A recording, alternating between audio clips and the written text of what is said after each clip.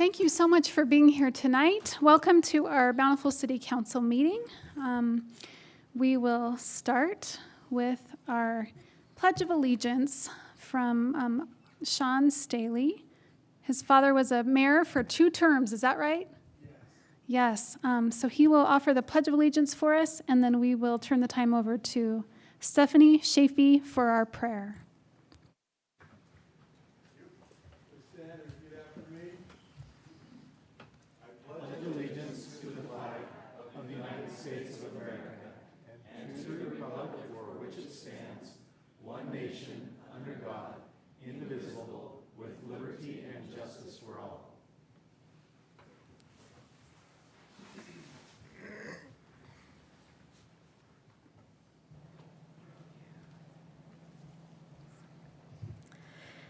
Our dear Father in heaven, we come before thee this evening as neighbors and friends and as citizens of this beautiful area that thou hast provided for us. We ask thee to bless us with thy spirit tonight in this council. We're grateful for all of those who dedicate their time and talents in the benefit of others. We're grateful for Bountiful. We're grateful for this great area that we have to live in, for the blessing of peace and prosperity that is here. We're grateful to thee for the abundance that's before us and ask thee to bless us for those things that we stand in need of, and most especially at this time for the moisture that we desire and that we need to continue to provide this beautiful area that we have. We ask thee to be with the discussions and with all that will be spoken tonight, that thy spirit will be here, that will be led and directed to be able to think of the best for all. And we love thee. We are grateful for the blessing of thy Son. And we say these things in his name, Jesus Christ. Amen. Thank you, Stephanie, for that beautiful prayer. And thank you, Sean, for the Pledge of Allegiance. We will now have our public comment period. If you'd like to make a comment, please come up and state your name. You'll have 2 minutes. State your name and address. And we have 10 minutes total for public comment period. And we will start that time now.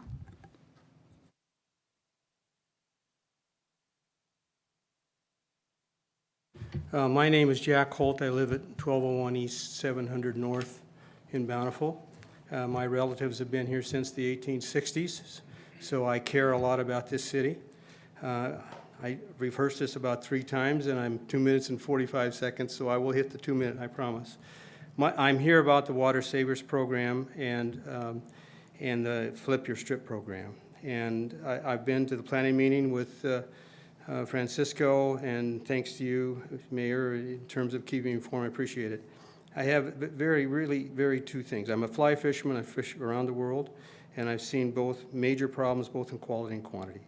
And we, at least in my neighborhood, are looking to do a whole block in this program, and we're interested in saving money, not wasting money, and I'm unwilling to put any more money into my sprinkler systems without having this program in place. It saves me about, the rebates associated with that saves me about 50%.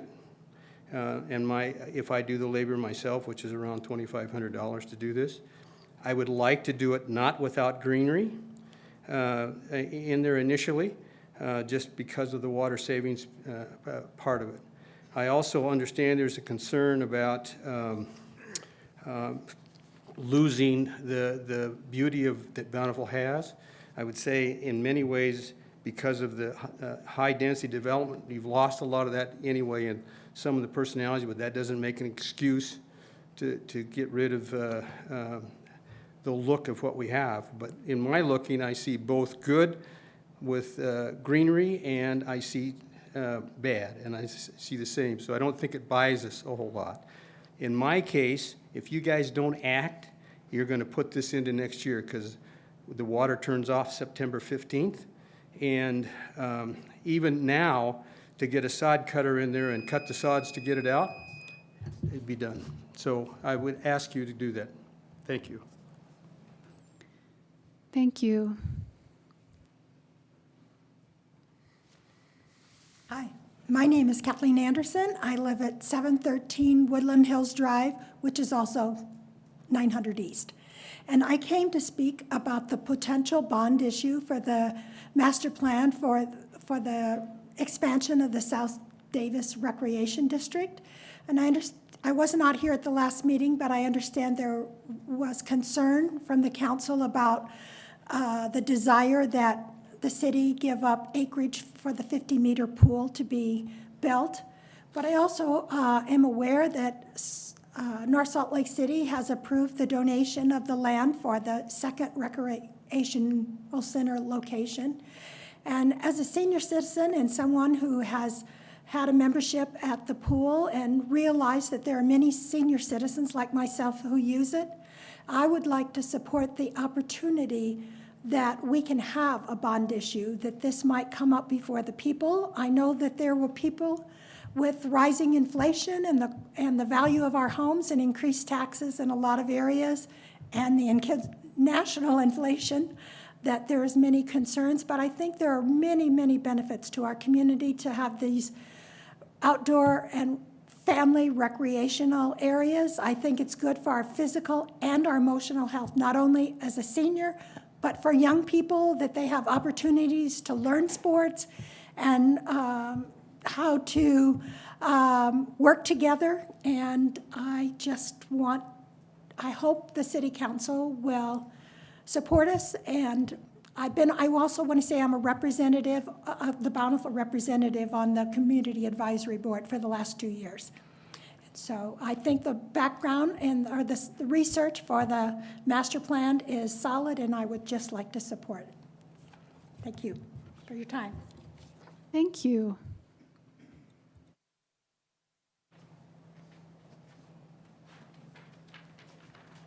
Hi, my name is Mike Glissmeyer. I live at 2246 South, 250 East here in Bountiful.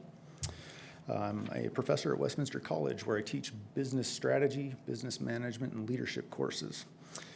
I'm a little bit concerned that the master plan, I know that it was just talked about, we're not supposed to, but I'm a little concerned that it's not on the agenda tonight when the decision for this bond issue needs to be made really, really quickly. From a strategic perspective, putting decisions off until they can't be made, sort of the way the first gentleman spoke about not putting it off for too long, is still a decision, and it's also poor governance and poor leadership. I do appreciate Councilwoman Bradshaw's concerns about raising taxes by $12 a month. However, as pointed out in that master plan, this is what your constituents want. The district spent a lot of money to get experts in the field, to have consultants come in to do surveys, to determine what the recreation needs of this community were. To not push forward with that bond issue is a dismissal of your constituents. And specifically the 50-meter pool, which was just eloquently spoken of as well. From an external perspective, looking at the meetings, it appears that Bountiful is actually stalling the process more than the other constituencies. And the problem with that is this district serves 5 communities, not just Bountiful, and I love Bountiful, but there's more than just us as well to consider. There are absolutely things that the rec center and the rec district could do differently. Some of Councilwoman Bradshaw's talking points in the meetings about the rec are spot on. They're fantastic, but there's no reason that this bond issue can't go forward at the same time as having some of these issues dealt with. I'd be happy to discuss any parts of these comments with any members of the City Council prior to the next meeting to help facilitate it and make it go more quickly. Thank you. Just as a clarifier, the South Davis Rec District is the one who chooses whether or not they'll go, that board is the one that chooses whether or not they'll go to a bond, just for information purposes. Correct, and there's a member from Bountiful that's sort of stalling that process. And Bountiful has it on our agenda for August 9th. Yes. So if anyone's interested, come back. We'll be back. I just worry that that's not enough time was the point, because that bond issue has to go up by the end of August. Thanks so much. Anyone else?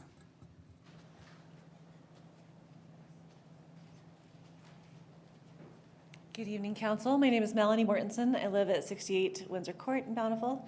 I have 2 thoughts for you tonight. One is I wanted to thank you, particularly Mr. Bell and Francisco's efforts to get the striping on the boulevard. A couple of you have reached out to let me know about that, and I'm supremely grateful, and I hope that we can get it done before the snow flies, especially given the tragedy that happened in West Bountiful this last month. The second thought is I also want to speak in favor of the rec district being on the bond. I know there's some concerns, but I wanted to share a couple thoughts. One is that we be forward-thinking. This area is not getting any smaller in population. In fact, it's just increasing, and yet we are unable to increase our programs there as a result of the space limitations and the time limitations. And so I hope that we can think forward-thinking in terms of expansion. I think it's also financially irresponsible to put this off because I think that will delay and increase prices. And so my thought is, what if we do the research at the same time as we gauge the public interest? Let's go ahead and put it on, and I recognize we'll come back on the 9th too, but let's do the financial research at the same time as allowing the public to express their interest in the bond in the first place. I think we could do those simultaneously. I think we could do research on the different gains and avenues of income and avoid delays like with the striping, which increased the cost, and with the fiber installation that I'm sure you all have experienced. So thank you for your time, for your service, and I'll see you on August 9th. Thank you. We have time for one more.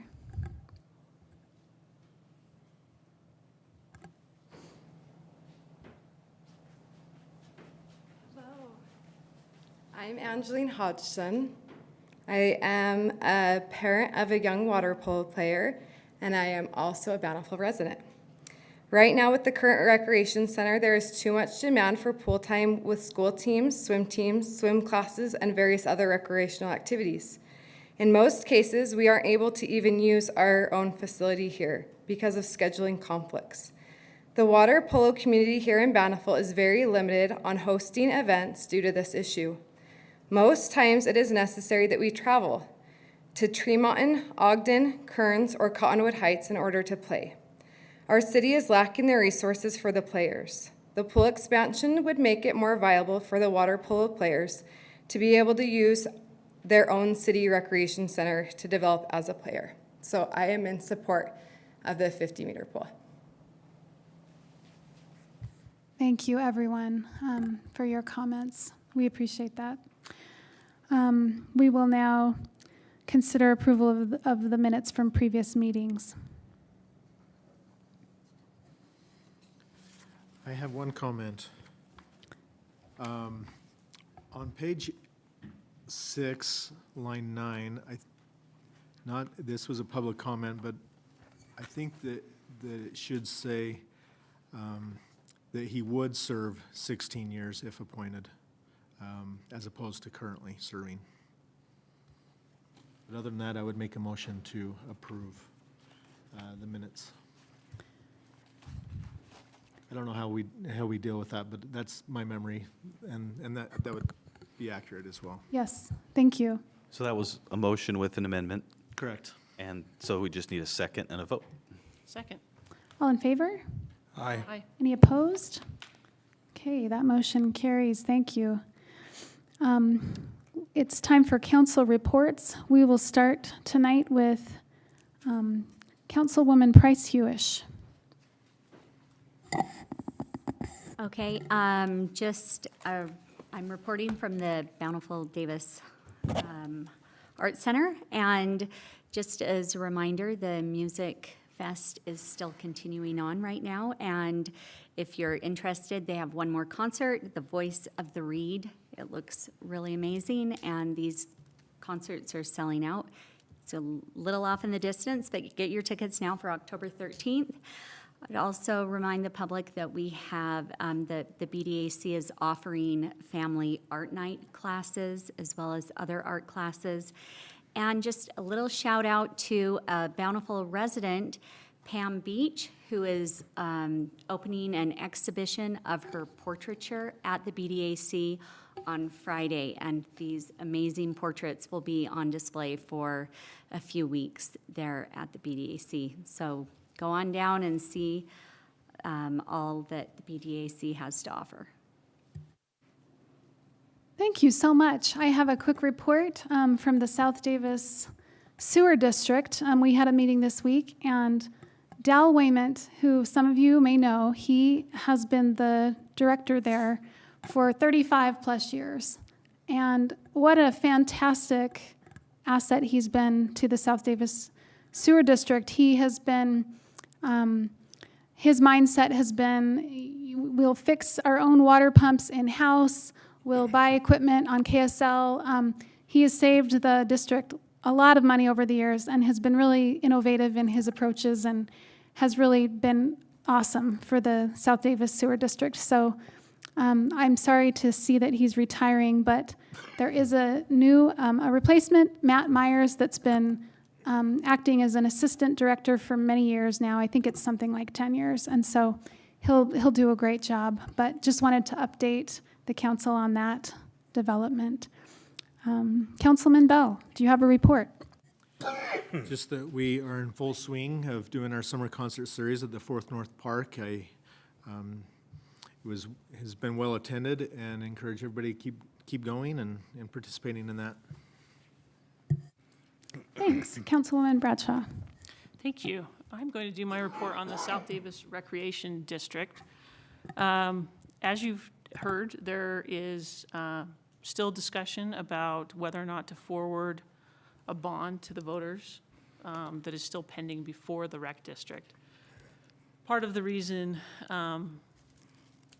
the rec district board has not acted on that decision yet is because some concerning budget information has been presented by our staff with regard to the operations of the rec district. I actually asked Gary if he'd have some graphs ready to show because they're fairly illustrative when you're looking at them. While he's getting that ready, for anyone that's interested, these budget reports, they're public documents. They're presented in the rec district board meetings. And you can always find the information packets by going to the Utah Public Meeting Notice website, then searching by Special Service District, and then searching by the name South Davis Recreation District. For those that aren't familiar, a Special Service District is an entity that's created under state law for a special use. So the Mosquito Abatement District is a Special Service District. The Recreation District is a Special Service District. So it's a certain geographic collection that has pooled together to do, some type of public good. In this case, recreation. And each member city has a representative to the board, and then there are 3 kind of at-large representatives to this board from that are chosen by the Davis County Commission, representing people in the south end of Davis County. So what you're seeing here is information that was presented to the board in our June board meeting. And this started some very interesting discussions. You can see here that the blue bar is operating revenues, the red line is operating expenses. This graph goes back to 2010, and you can see that from this chart, there has been a widening gap between operating revenues and operating expenses. There's some very obvious and understandable issues about 2020. Closures due to COVID, closures due to some repairs that were needed on the roof of the rec center in the pool areas in particular that caused a closure. But obviously COVID had a very deep impact on the rec district and in terms of its operating revenues. But it wasn't necessarily a standalone occurrence that expenses exceeded those operating revenues. It's just something that set a gap and then made it a widening gap. This is concerning. Obviously, anytime you see revenues or expenses exceeding those revenues, you might be wondering how that delta has been dealt with over the last several years because of requirements that an entity, balance its budget. That gap is made up with the subsidy that all residents of the district are paying through their property tax. Part of that levy that appears on your property tax bill is to pay back the bond that built the current facilities that would be retired in 2026.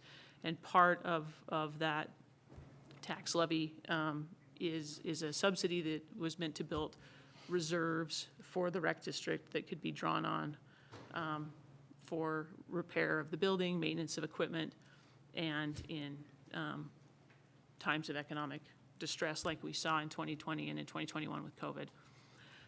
The other important piece of information that was presented in that June board meeting was a review of the cash on hand, the cash that is available to the recreation district. And what we learned in that meeting was that there is a negative cash reserve balance right now of just over $1.1 million, which presents a very worrying scenario where, if not corrected, the budget of the rec district and its ability to move forward could be in jeopardy. And so that definitely hit a pause button on discussions. A special subcommittee of the board was tasked to look at a variety of ways to start to correct this budget imbalance. And there's only a handful of ways to correct any budget imbalances. You can increase your revenue, you can decrease your expenses. And so I was, along with Mayor Romney of West Bountiful and Todd Myers, who's the board chair, along with staff, were asked to be part of that subcommittee to look at ways to address this budget imbalance. In that meeting, we came up with lots of different ideas, some of the classics that you would expect in terms of increasing fees for various types of activities that take place at the rec center. And in the July board meeting, the rec district did approve an increase of some fees. Obviously, different sports have different seasons within the rec district. It's hard to increase a fee for a certain sport or activity if they're already mid-activity. So those targeted were those that are coming up kind of more for the fall and winter season. Particular to Bountiful, I just want to note that the ice ribbon was one of those that are going to see a fee increase. Obviously, there's an ice rink at the rec district, but the ice ribbon is kind of very specific to Bountiful. So those fees, our residents will see those fees going up there. Childcare fees in it, kind of a whole block of them, fees related to the ice rink, the ice ribbon, junior jazz, the spooktacular, the Dogapalooza when the pool is closed at the end of the year. Those were all areas that were identified where fees could go up. And the estimate is about $42,000 is what those increases of fees would bring. It's very likely that as the rec district starts its budgeting process, which is on a different fiscal year than the city's process, that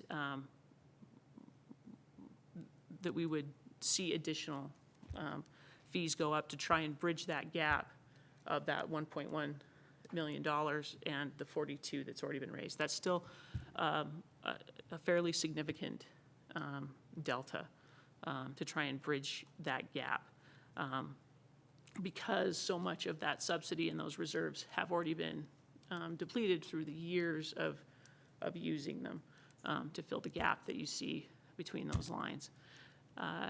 The bond as it's currently proposed and under discussions would be $46 million.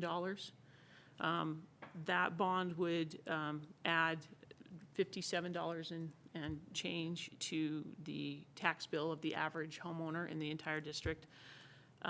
One of the things, as I mentioned, we looked at raising fees as a way to close this budget gap. Another idea was take a look at that subsidy that exists. Should that be raised? If that were to be raised somewhere between $500,000 and $1 million to close that budget gap, that would probably add an additional $16 and change to your average resident's property tax bill annually. Another element that has kind of been in discussion with the Rec District Board is that There is not yet a proposed budget for the bond element. So that would be an expanded current facility, a new potential facility to be located in North Salt Lake, and to be determined field space, potentially on the west side of the district.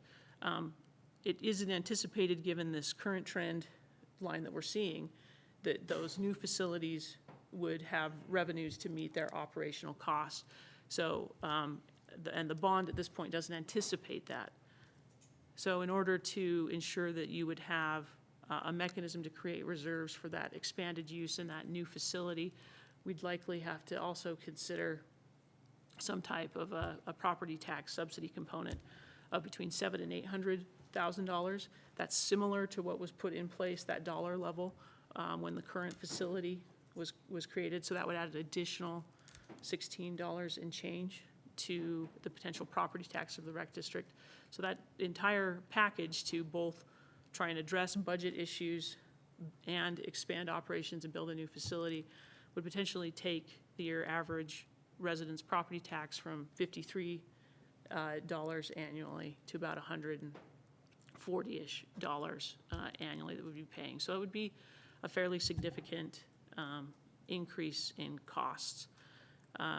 There are, as we have experienced in Bountiful, the bond rating that you would receive, your credit score as an entity is in many ways dependent and a reflection of your fiscal policies, of your strong reserves. And, you know, we've just experienced that because of the bond for Washington Park and for trails, where we received that very good bond rating so that our residents are getting the best interest rate possible as we pay back that bond.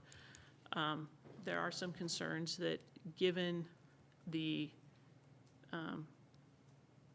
budget imbalances that currently exist and the lack of reserves available, the rec district might not receive a very good bond rating.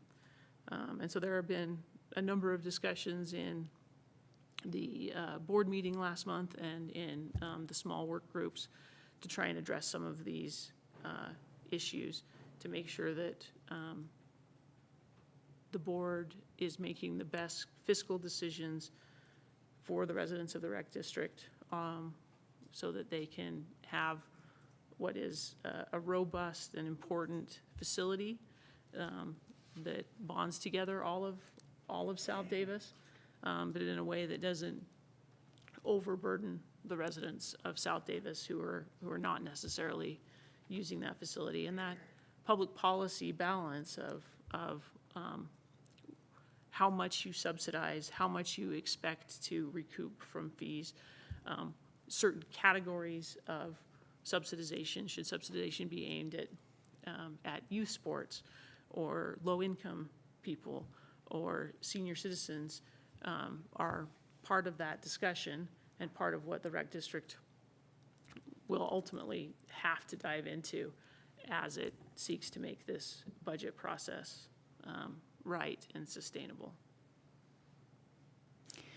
That's great information. Thank you. I'm sure that most of you understand that Councilwoman Bradshaw is a councilwoman for Bountiful City, but she's also the liaison at and on the board at the rec district. So, so perhaps you could tell us, if you know the answer to this question, for anyone who's interested in knowing if the board will vote to move forward on the bond, when is that meeting where the board will be deciding on whether or not to move ahead with the bond? The tentative planning for the next rec district board meeting would be Tuesday, August 9th. I say tentative because originally that meeting was scheduled for later in the month of August, but some of the other board members had scheduling conflicts. And so an effort is underway to find a date that works for, to make sure that the full board is there for that important discussion. That is also a council meeting night for us. One of the challenges of having multiple cities on a board is we actually don't all meet on the same nights. So finding an evening where somebody's not got a conflict with their council meeting is a challenge. I suppose the other thing I'd add, mostly for the benefit of the residents, is there are certain timings required under state law in order to make different budgetary decisions. So for instance, in order for an issue to appear on the November ballot for voters, they would have to be decided upon in August.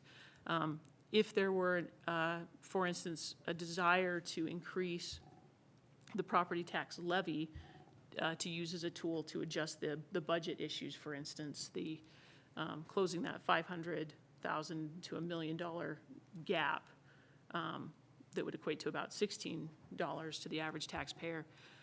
There's this timing that state law requires for that because you have to hold a truth in taxation hearing. And that deadline has unfortunately passed.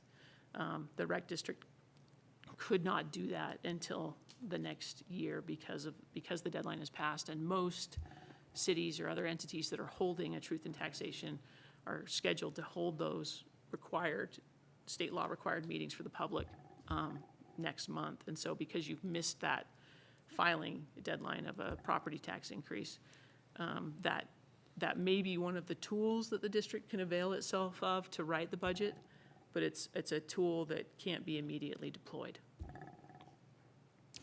Thank you. So just to clarify, if people are interested in going to the meeting where the bond will be decided on by the board, that would be at the rec center. All the meetings for the rec district are held at the rec center. There is a Zoom option. As a general plug, anyone who wants to follow any meeting agenda for any political entity, the Utah Public Notice Meeting website allows you to look up any agenda, and you can email subscribe. So you can email subscribe to have the city council agendas or the rec district agendas or the fire district agendas emailed directly to you. So when the date is officially set, the date and time, and any Zoom link, it would be emailed to you at the same time it's publicly noticed. Thank you. Because I know some of you are here for this purpose, there's the question of whether or not Bountiful would be willing to donate land for a pool, and that's something that our council can still discuss, but the issue first and foremost has to be decided on whether or not the board of the rec center will be proposing a bond. And then at that point, our council will have that decision to make of whether we would be, under what conditions we would be willing to donate land for a pool. So hopefully that's clear. Anything else you wanted to add before we move? I'm happy to take any questions from colleagues, or I'm certainly going to be here through the night for anyone that wants to stay and talk after. Thank you for that update. Councilman Higginson, do you have a report tonight? Nothing this evening, Mayor. Thanks. Thank you. Okay, we will now discuss, consider approval of expenditures greater than $1,000.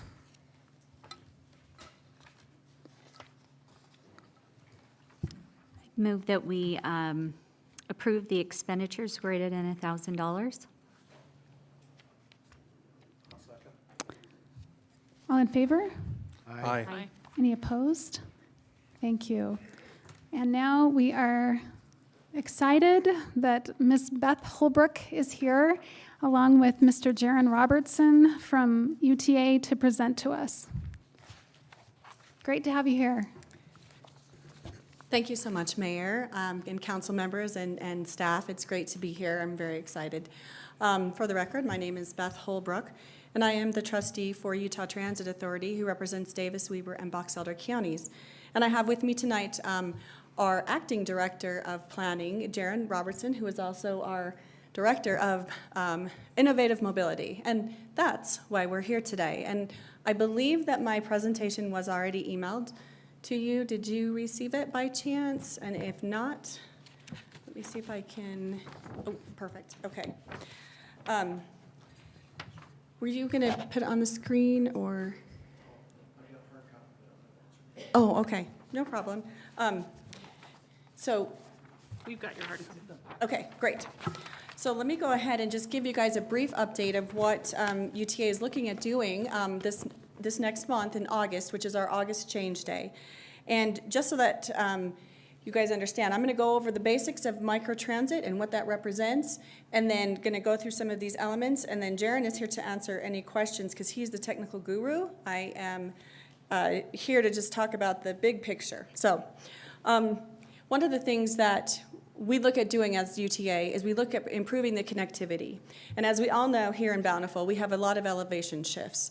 And some of us higher up on the mountain and lower, it makes getting access to some of our transit stops a little bit challenging. For the record, we also have a couple of major routes that go through Bountiful, the 470 and the 455. And those are on Main Street and 4th East/Orchard. And those go north-south. They end up in slightly different locations in Ogden and hit Farmington, and then the 455 goes to Research Park, and the 470 goes to downtown Salt Lake, the Research Park at the University of Utah. And one of the things that we found during COVID is that there were a lot of other what we called these connector routes. They ran usually either for commuter purposes, they had limited hours and limited service. And we found that during COVID, those were not being utilized at all. And due to the nature of COVID in general, those routes were either discontinued or changed on their service.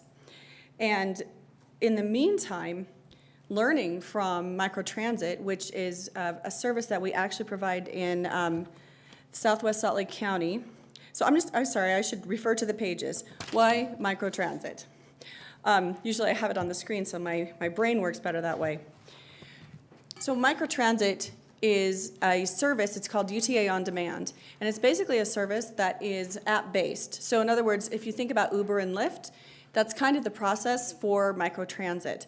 And Microtransit is designed really to be that connector or first and last mile solution so that you can gain access to a transit stop. It can go to either a bus stop or it can go to the Woods Cross Front Runner if you were going to go to the airport, for instance. And it's really designed to expand the opportunities for transit in general. So we're going to try to expand the service. Thank you very much. Oh, it'll make it so much easier for me. We're going to expand the service by actually increasing the coverage. And this coverage is going to be for all of South Davis. So that's, just for the record, that's North Salt Lake, Woods Cross, Bountiful, West Bountiful, Centerville, and a portion of Farmington. Again, the goal is the first last mile solution, and that is that connectivity piece. So next slide, please. So this is how it works. Microtransit is a van, and that van is actually, many of them are ADA compliant. So for instance, people with mobility issues, whether they're in a wheelchair or some other type of mobility issue, can utilize and contact this service. And this service is really designed to get close to where you are. So if, for instance, I'm just going to use Kate here. If Kate wanted to use Microtransit and she wanted to get to the Woods Cross Front Runner station, she would get on her app, put where she is, and where she wants to go. Now, she could maybe want to go down to Salt Lake, or she might want to go to the airport. But what that app will do is it will help her to figure out when she will be picked up and when she will get dropped off at the station. And just so that you know, Kate does not appear to have any mobility issues, and so she would have a van that would pick her up close to her destination. It's not curb to curb unless there is a mobility issue of some kind. And then it will drop her off at the Woods Cross Front Runner station, and then she can catch her train and go on from there. There is also a rideshare format to that, which means that a lot of different people could be utilizing the service and wanting to go to Woods Cross, for instance. So they are going to go simultaneous. If they're within a couple of minutes, they'll connect to each other, and then they will all go to that Woods Cross Front Runner station together. As I mentioned, it's wheelchair accessible for vehicles that are available. And they're also, although it is an app-based program designed to do that, there is also a service that allows an individual to call in if for some reason they don't have a smartphone type feature.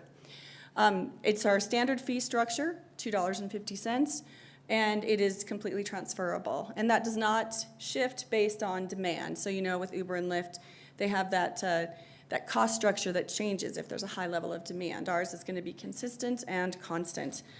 Next slide, please. Can I ask a question? Oh, you bet. So, in your example, if I wanted to go from my home in Bountiful to the airport. Is the app going to help me get from my home to my nearest main connecting UTA bus or front runner line? Or could I actually say, I want to bypass that and have you take me from my home to the airport? That's a great question. I'm going to let Jaron answer that. Thank you. So the app itself only is going to let you request a trip and then complete that trip. UTA's preferred trip discovery app, though, is the Transit app. And so if anyone has used that to plan their trip journey, that would direct you to use the first leg of your trip on UTA On Demand and then connect to whatever mode would take you to your final destination. Thank you. Does that answer your question? Yes. Just for reference points, this is all geo-fenced for South Davis, for the cities that I just mentioned. And so it's not going to go and expand beyond, because that's a great question, because there could be that assumption. Again, it is going to stay within this geo-fenced area for those 5 cities. Go While ahead. you're on Microtransit, is that in place now, or is that's will be coming to us? Perfect question. That is going to be coming to South Davis next month. Our August change day is going to be, I believe it's August 12th? Oh, excuse me, August 8th. And that's when the service will be available. And you'll also start to see some advertising as it gets a little bit closer so that people can start to utilize it. And for anybody who's listening right now, you can also download the app right now, even though it's not functional until August 8th, and it's UTA On Demand. And that's the app that you look for, and it will ask you for your information and where you reside, and it will help you to navigate all of that area. So if, for instance, you wanted to go to the Centerville Walmart, you could make that connection because that's within the geo-fenced area. And yes, to the first part of your question, we currently have this service in Southwest Salt Lake County, as I mentioned. And this is actually a sample of the connectivity that was created through the app.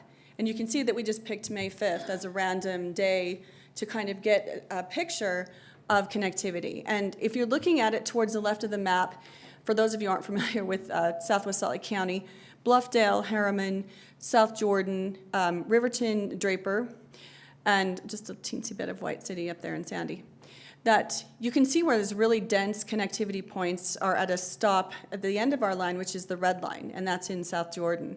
And so you can see a lot of people throughout this area wanted to connect there. In fact, the top, I think, 4 or 5 of our destinations were transit stops, major transit stops of some kind. And yes, there are connections on major services like Frontrunner or Trax, but there are also connections to bus stops. And that's one of the critical elements that I think is going to really be helpful for South Davis for us to understand more of the transit needs that we're going to be having here. As you can see also, we can collect a lot of good data so that we can understand what transit needs are going to be in the future. As we all know, there's a different, Bountiful is mostly built out, but our population, although older, is still going to be trying to navigate and get around. And with gas prices and inflationary challenges to some budgets, this can be really helpful for people, especially if they're wanting to get to somewhere outside of South Davis. As you can see, we chose a day that has 600 completed rides. So the WAV is basically the wheelchair accessible vehicle, and that was 12 times that it was required. And the average trip distance, pickup estimated time, so in other words, it took 18.6 minutes down in Southwest Salt Lake County to connect to the transit system. Our goal here is 15 minutes. We wanted to keep it at 15 in South Davis. And our average trip rating, so in other words, all of our riders telling us how we did, was 4.9 out of 5. And we've had a really strong success. We started this in November 2019. Of course, then COVID in 2020 made it definitely challenging, but we have definitely picked up all of our services, especially in this area. And again, I do want to point out that there are options available to not only connect to our bus stops or our Frontrunner station here in South Davis. There's also options to connect to other locations within the geofenced area as well. I do point out that, seniors can certainly access health providers. They can get to grocery stores. Again, those are the things that really increase connectivity for people. It's a challenge sometimes to get around, and this is an opportunity for us to see where people are wanting to go. Next slide, please. So now here, this is specific to South Davis. The zone specifics are going to be on our August change day. Again, that's August 8th. And the routes that this microtransit, the UTA On Demand, is replacing or repurposing are the 460, and you can see the list there. We've been currently running the F605, and for your purposes, the F stands for flex route. And a flex route has some ability to maneuver a little bit, which is why it's called a flex route, but it's very limited in comparison to a South Davis on-demand system that we're going to implement.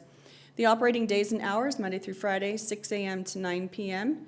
And these are just some key metrics for South Davis in general. It's 28 square miles, 92,000 people, 3.3 thousand per square mile, and that's roughly 29,000 jobs for some economic data that you might not have known in this area. It really is going to help us and help our residents throughout South Davis to understand not only where they're going, where they want to be, but how they can get there. And this will be incredibly helpful for probably just about everybody who would like to try transit. And we encourage people to try this. In fact, if you get onto the app, and I just loaded it just a little while ago, I think the first 10 rides are free? So the first 10 rides are free to try the service. So I encourage everybody to download it and to check it out. Put in your information, figure out where you want to go. Maybe you wanted to go to the Megaplex Theater in Centerville. See if that works for you. And I really encourage everyone, again, to try transit and to try to incorporate it. As we also know, some of the challenges that we also face is air quality. And although this is a standard vehicle, it is a van that allows us to ride share, hopefully what it can do is to encourage maybe different strategies as we look about how we're going to maneuver, whether we're going to work, whether we're going to other locations. And what we can hopefully do with this data is maybe fine-tune even more as we look at this in the next couple of years. Next slide. This is what it's going to look like. It's going to be fully branded. You'll see the UTA logo on it, as well as the operator. This is a public-private partnership. And again, the goal is to get people to the front runner station or a major bus stop. And we have obviously many along the routes. The 470 and the 455, again, are on 4th East and Orchard for the 455, and then the 470 is Main Street. And those do connect, if you're like wonky like me, they connect up in Centerville and Farmington just a little bit. We, again, want to also encourage this utilization because this is a good opportunity for maybe somebody to check out Main Street, or maybe they don't have a car. We're finding that half of our ridership right now is under the age of 34. And they look at things completely differently. They live in a world that housing is very expensive. Transportation alone is about 20% of their family budget, whether that's a single family or they have a couple of children or their spouse, whatever. And 20% is a big chunk of change right now. And if there are opportunities that we can do to decrease some of those pressures, we would love to have everyone try our transit, our microtransit. Again, the one other thing that we're going to think is really great about this is the east-west connectivity. Always a challenge. Elevation changes alone make it very difficult. But we hope to really understand what those needs are for individuals. I believe it does not go east of Bountiful Boulevard. Is that correct? I think that is correct. Yeah. Yeah. I just wanted to make sure that people understand that it's not, you're not going to be way in the canyon, but we wanted to get the bulk of Bountiful, Centerville, and the little piece of Farmington that we talked about. I think that is the last slide, but yes, any questions I can answer for anyone, I'm happy to do so. And believe me, I'm going to be trying it, so. Could I ask a question about, let's say, the same hypothetical of picking up Kate at her house, Councilwoman Bradshaw, and so since she is not mobility challenged, you mentioned that it won't be curb to curb. Would she be able to count on that wherever the pickup is, it will be at the same place every time she utilizes the microtransit, and is there a range, like it would be within a quarter mile of the individual's pickup spot? Or, I don't know, those are Yeah, no, that's a great question. I'm going to answer half of it and give it over to Jaren. Okay. So it is not curb to curb, but it is within a half a block. And then I'll let him answer the first part of your question. Sorry. Yeah, so, I mean, the service is very dynamic, so it's going to adjust and adapt towards real-time demand, right? So we're going to put supply out there based upon demand. And so to your question, one day council member Bradshaw may book a ride and the vehicle's coming from the north, but the next day it'd be coming from the south, right? Depending on what's been assigned to that vehicle for the day. And so it could vary from day to day where that actual pickup location is. But generally the parameters that we set is a quarter mile. And generally that's what it takes to walk to a bus stop as well. And so you could see that fluctuate from time to time, but you know, it shouldn't be much further than a quarter mile of what your requesting pickup location is. Excellent question. Does anyone have any other questions? If I could? Yes, please. Thanks again for the presentation. You had talked last time about the information gathered from this service might be used to fine-tune or tweak existing transit routes. Is that maybe the hope for east-west routes here as well? Absolutely, that is the hope. And I don't know if you remember that slide, and it's in your packets for Southwest Salt Lake County, and where you saw all of those lines intersect. It can definitely help us to understand the needs of the communities more efficiently and far greater, because we're actually getting real live data. We're not just sampling handfuls of people, although valuable, we're actually getting data. And so, for instance, let's say that there is a consistent route between maybe Lakeview and Woods Cross, Front Runner Station. So that allows us an opportunity to fine-tune and or plan for a more specific dedicated service for that particular location. Again, that east-west thing is really, I think this is going to be a unique opportunity because of the elevation changes that we face. I mean, even walking like 3 blocks in some directions is really a challenge. I mean, you can walk down, but walking up is a little bit trickier. But that would definitely be the goal. It's not going to be everywhere, as you probably would imagine, but it will definitely be in areas where we're finding a lot of opportunity to fine-tune and or add or change some of the service that we have. Perfect. Plan still to not service Lagoon? That is correct, yes. That small piece of Farmington that I talked about is the east side of Farmington as you go from Centerville on, I believe that's Main Street, or 89, excuse me. So, but yes, so it's just going to be, I believe it stops right east of the Farmington County Courthouse, is that right? Something like that. Somewhere about there. Yeah. So if you're familiar with that area, you know where the county courthouse is and the county buildings, it's just east of there. So, but that's it. And will the service persist in South Salt Lake County as well? Yes. In fact, it was initially a pilot program. Right. And we made it permanent about a year and a half ago. And we've incorporated service in the Rose Park area in Salt Lake County as well. And we're finding that that's going so far so good. And it will be, so it's permanent in Rose Park. It's going to also start in Tooele in August, so August 8th, and then in South Davis. And we do have plans to take a look at it for other areas as well, especially in this unique circumstance where the service either has elevation changes or has some other element where we don't know that we're getting where we need to get people. So, yes. Beautiful. And Thanks. it is permanent, so, yeah. Perfect. Thanks. I know Councilman Bell has a question. What's the history of microtransit? Are you modeling this off of another community that's tried it, or is this something that UTA's kind of initiating and revolutionizing? I'll let you go ahead and answer that. Thank you. Microtransit is very much a new and emerging technology. Really was able to come about with, you know, the cell phone and advancement of the way to use that as a tool for so many things we do in our daily lives.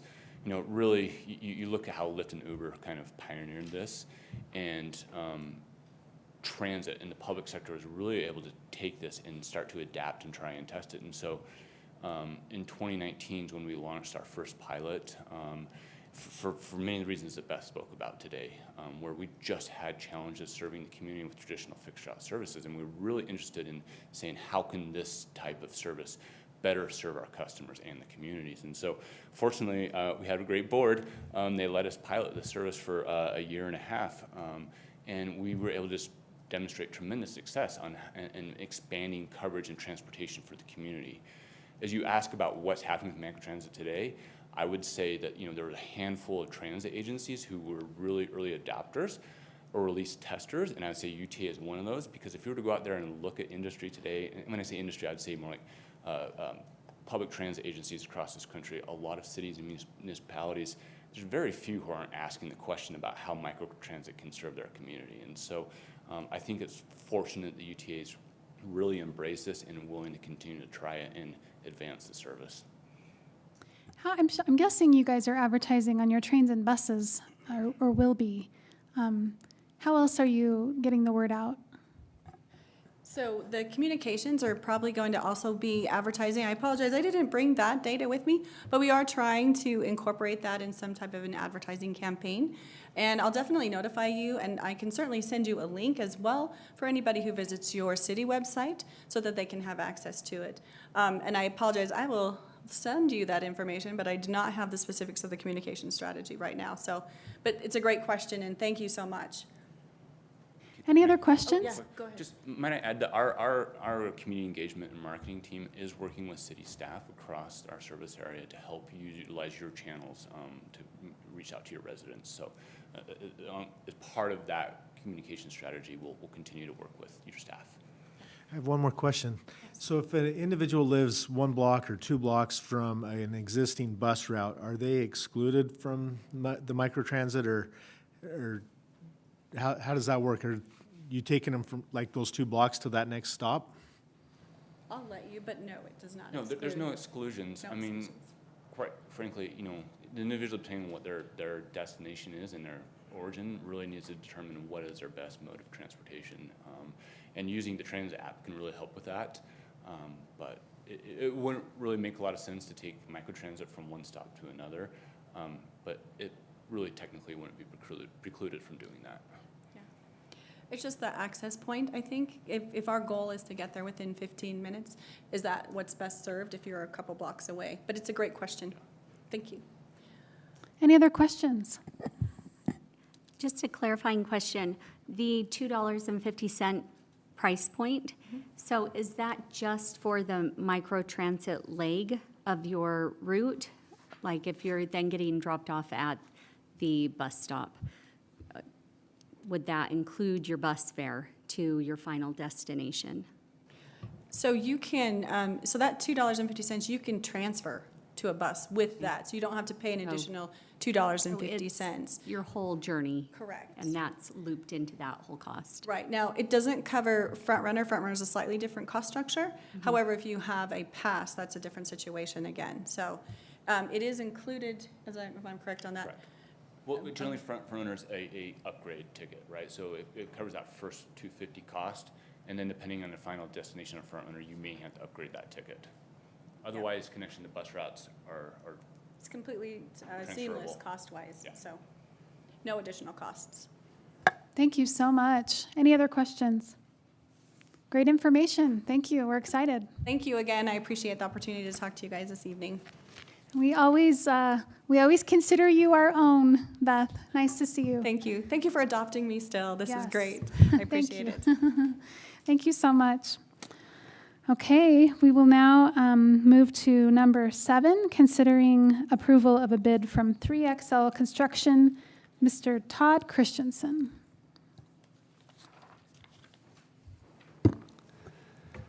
Thank you. Madam Mayor, members of the City Council, a project has been designed to place a trailhead on the property that the city acquired recently at the end of Canyon Creek Road, and also to extend the roadway and put a turnaround bulb at the end of the road. The project does include 35 parking stalls and 3 trailer pull-through stalls, as well as a couple of those stalls are handicap stalls, by the way. And then some utility work, most notably putting the creek through a pipe which would flow under the parking lot so we could better utilize the space that is available. So the engineering department put this project out to bid. We received 3 bids, one from Black Forest Paving, one from Strong Solutions, and the low bid from 3XL Construction for $455,707.30. We have never worked with 3XL Construction before, so I checked references. The references came back that they were qualified to do the work, that they're fair to work with. So I feel comfortable working with 3XL based on those references. The budget has two separate items that would be used to pay for this project. One for the North Canyon Trailhead, and then the remaining amount would be made up in a different line item, the Trail Master Plan budget line item. So staff recommendation is that City Council accept the bid from 3XL Construction to build the North Canyon Trailhead project for $455,707.30. Thank you. Any questions, council? I'm happy to make a motion to approve the construction bid from 3XL Construction for the North Canyon Trailhead project. Second. All in favor with aye? Aye. Any opposed? Thank you so much. Okay, thank you very much. Todd? Mayor, it would probably be appropriate to give some kudos to our engineering staff for the engineer's estimate, which varied only microscopically from the actual bid that was accepted. Yes, excellent. Thank you. Okay, we'll now move to item number 8, to consider approval of the purchase of a variable frequency drive. Craig Christensen.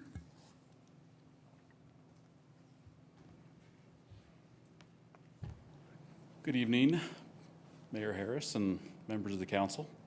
Our Viewmont well site has a 200 horsepower motor that's capable of producing around 1,000 gallons a minute of water.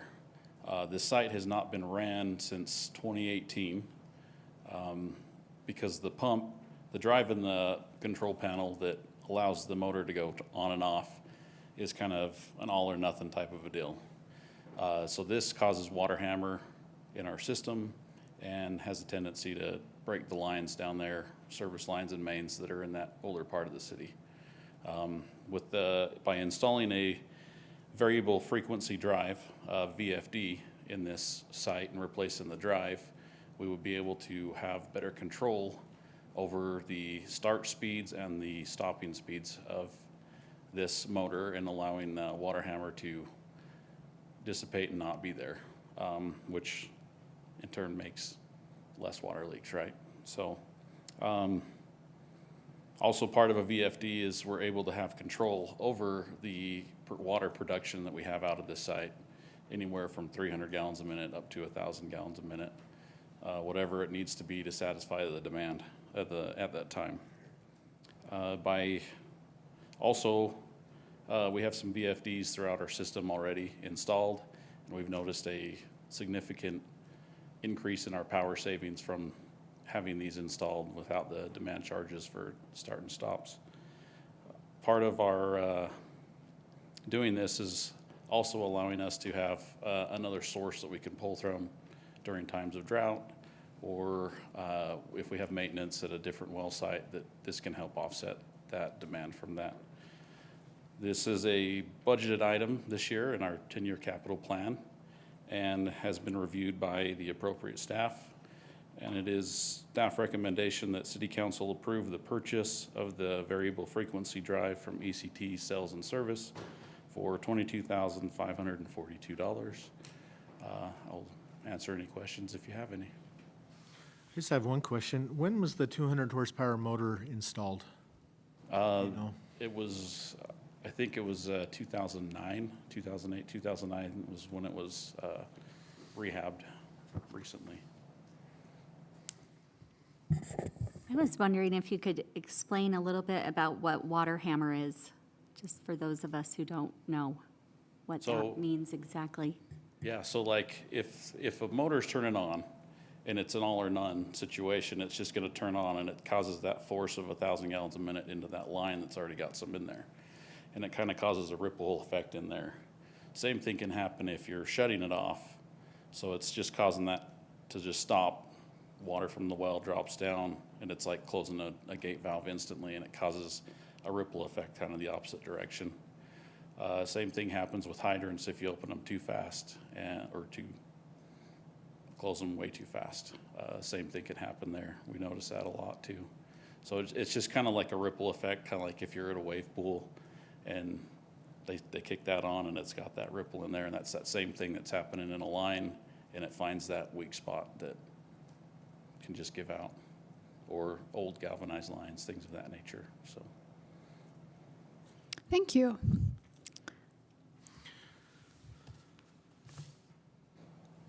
Happy to make a motion that we approve the purchase of the variable frequency drive as presented. Second.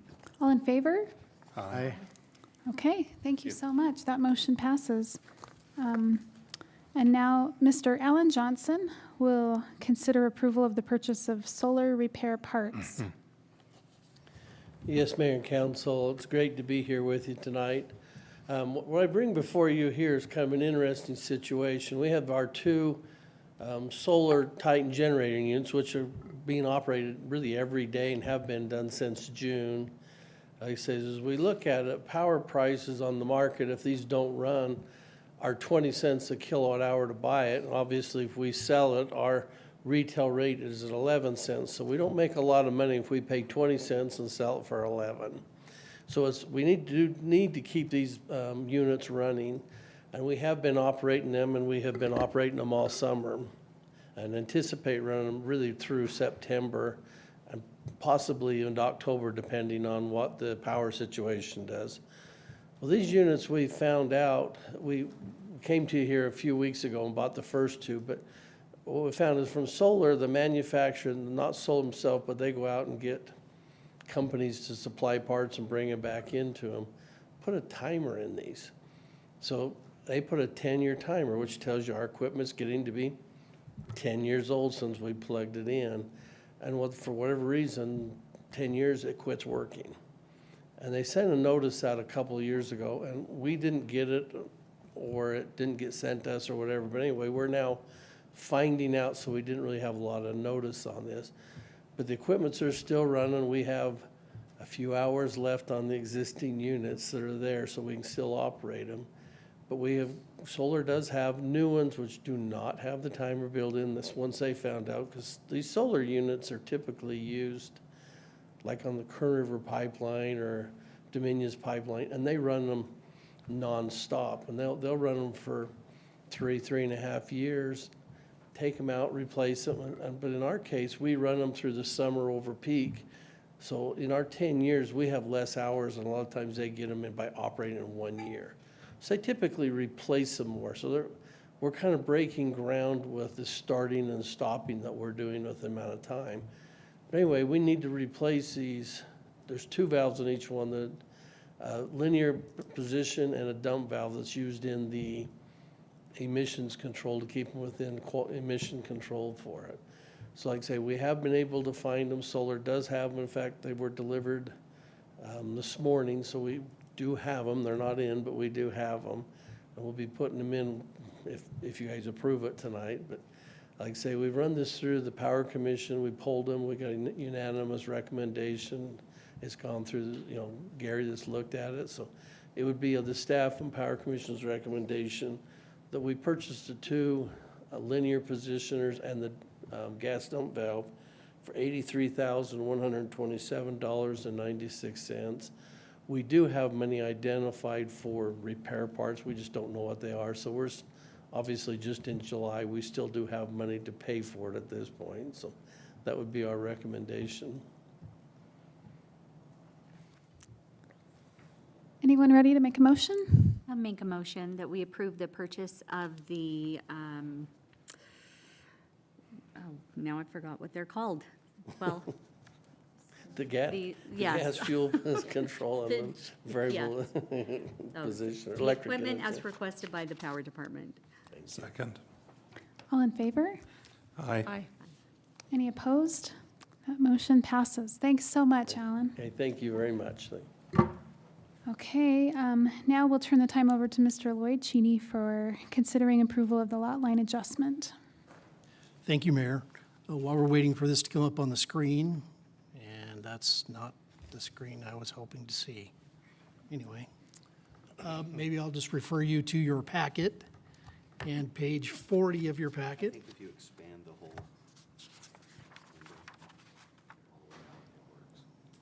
Try it.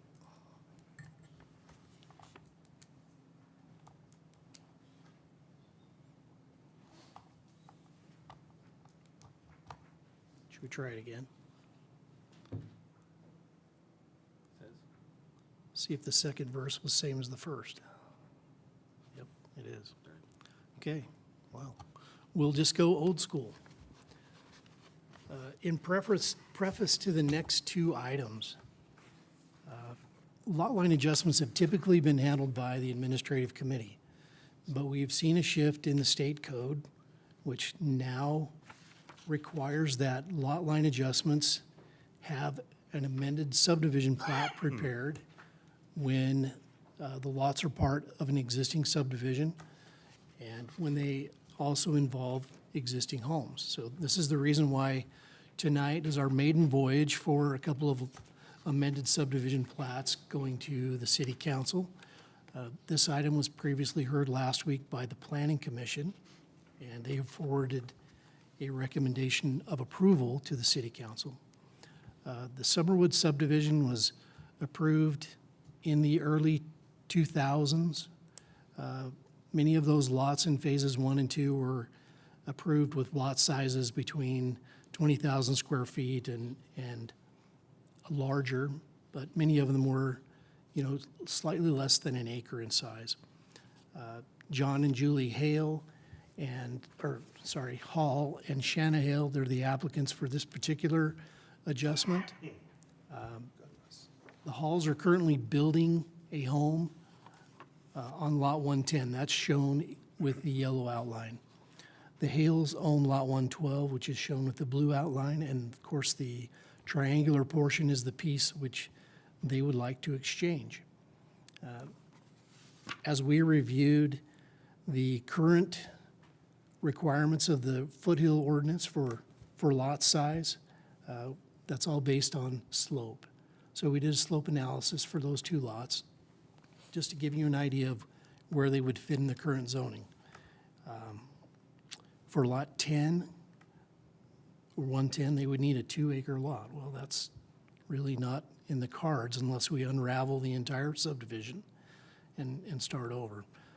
For lot 112, they would need a 5-acre lot size. And again, that's not really possible, but it does give you kind of a feel for what would be required in a brand-new subdivision. Given the fact that many of the lots immediately adjacent to these two lots are very similar in size and some of them significantly smaller, staff feels that it's appropriate to approve this lot line adjustment. It would not change the use of the property. They would still be subject to permitting and review for any improvements that were proposed in the area to be exchanged. And we find that the lot sizes are in conformance with the adjacent lots, and we recommend that the council approve this lot line adjustment. Be happy to answer any questions you have. Thank you. Any questions?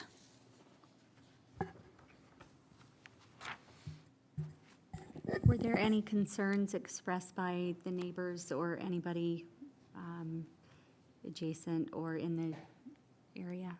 Nope. Do you have any concerns about drainage or retaining walls or things like that? No, we would review all of those. If you refer to the preliminary plat that's with your staff report, you can see that there is an easement, a drainage easement that goes through the extended part of Lot 110. And so any proposals to use that area, we would consider the location of those improvements and whether or not they fall in the easements. One last question. What's the distance between the red line and the corner of the Hale home? Do you know? kind of where the pinch point between, is it 10 feet or, it matches our ordinance, I'd imagine. Yeah, there's plenty of side yard room there.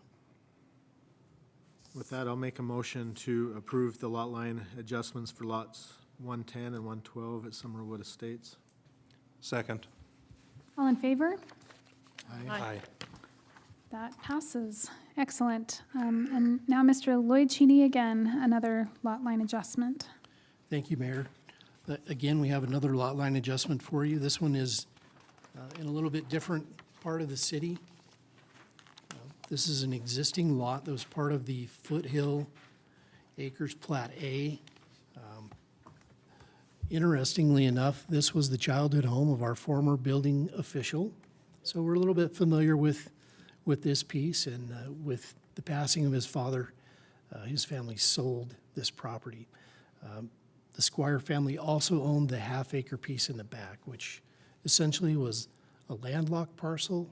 It's not really available for development unless it's combined with an existing lot. The people who own the property now would like to build a detached garage back there, and our zoning ordinance requires that a property have a primary use first before we can issue a permit for an accessory structure. So by combining these two properties, they will be able to meet that requirement and be able to apply for their building permit for their accessory structure. The combined lot meets all of our requirements. There's no new utilities or anything that are required to serve this, and we would recommend approval. Approval was recommended also by the Planning Commission last week.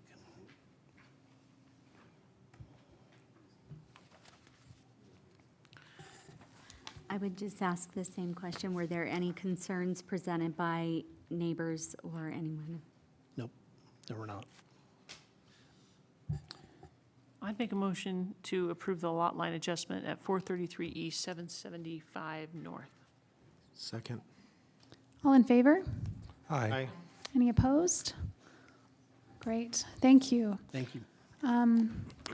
Do we need a roll call vote to adjourn to a closed session? Yes, we do. Oh, good. We have our tool. Roll call lotto. Excellent. Not the only lotto Okay, tonight. so we need the motion first, right? Yeah, Okay. I'm getting ready. All right, so would someone like to make a motion? I'll make a motion to adjourn to a closed session to discuss the purchase, exchange, or lease of real property, reasonably imminent litigation, and/or to discuss the character or competency of an individual as allowed under state code. Second. Now we'll take a roll call vote for that motion. All right, we got Councilmember Price Hewish. Oh, she's not here. Aye. Sorry, I heard that. The next one was Councilmember Segura Bar, but that's who I was saying she's not here for. Councilmember Bradshaw. Aye. Councilmember Higginson. Aye. Councilmember Bell. Aye. We are adjourned. Thank you.